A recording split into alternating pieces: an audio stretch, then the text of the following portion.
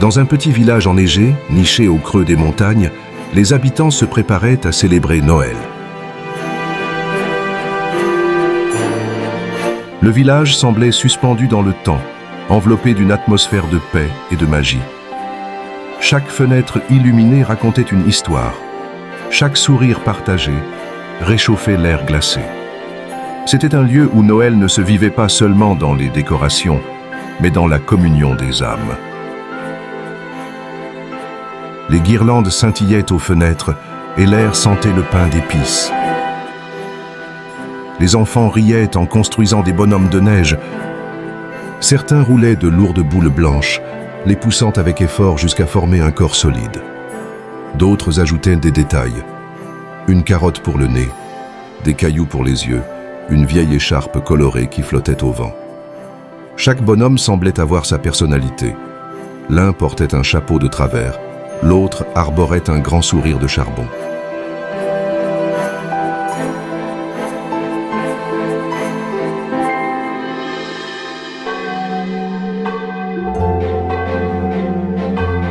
Les cloches de l'église tintaient doucement, comme pour rappeler que la fête approchait.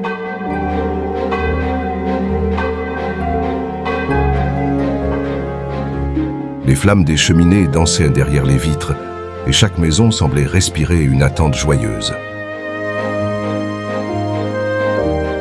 À l'approche de Noël, chaque maison du village se transformait en un petit écrin de lumière. Les fenêtres s'ornaient de guirlandes scintillantes qui clignotaient comme des étoiles captives. Les rideaux laissaient entrevoir des bougies allumées, projetant des ombres dansantes sur les murs.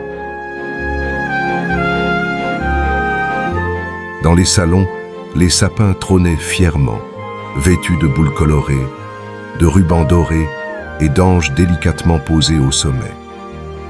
Les enfants accrochaient avec soin leurs créations, des dessins, des figurines en papier, parfois même des biscuits suspendus par un fil. Chaque détail racontait une histoire, chaque décoration portait la trace d'une main aimante.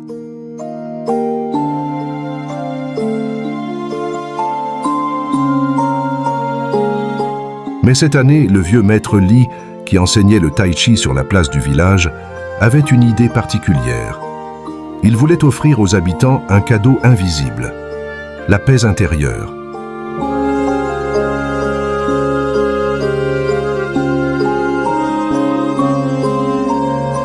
Il observait depuis des jours l'agitation des préparatifs, ses courses effrénées avec des listes interminables et des visages fatigués. Alors il se dit: Noël mérite plus qu'un échange de présents. Il mérite un instant de silence partagé.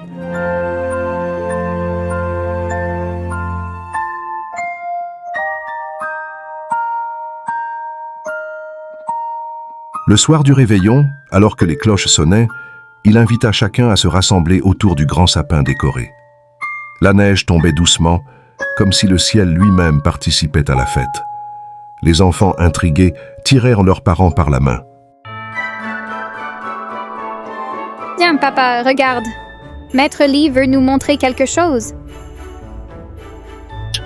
Mais enfin, il fait froid, protesta un père avant de céder au sourire de son fils.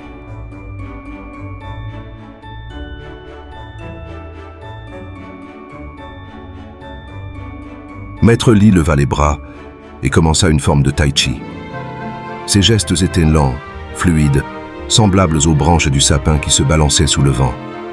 Ses mains semblaient cueillir la lumière des guirlandes, ses pas dessinaient des cercles dans la neige.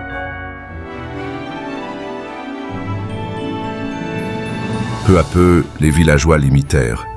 Les enfants, les parents, les anciens, tous se mirent à bouger ensemble. Leurs pas dessinaient une ronde silencieuse, leurs mains semblaient guider la lumière des guirlandes. C'est étrange. Je sens mon cœur se calmer, murmura une vieille dame. Moi aussi, comme si le temps s'était arrêté, ajouta un boulanger. Alors, un miracle se produisit. Les étoiles brillèrent plus fort, et chacun ressentit une chaleur douce, comme si Noël n'était pas seulement une fête, mais une respiration partagée. Les enfants levèrent les yeux vers le ciel, émerveillés.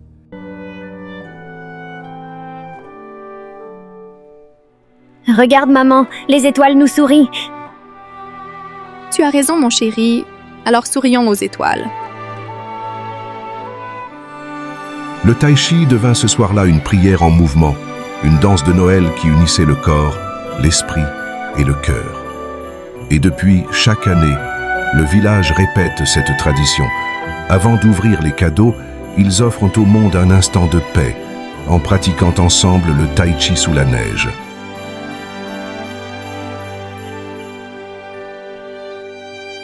Et dans ce silence habité, chacun sait que le plus beau des présents n'est pas sous le sapin, mais dans la lumière partagée de leurs gestes.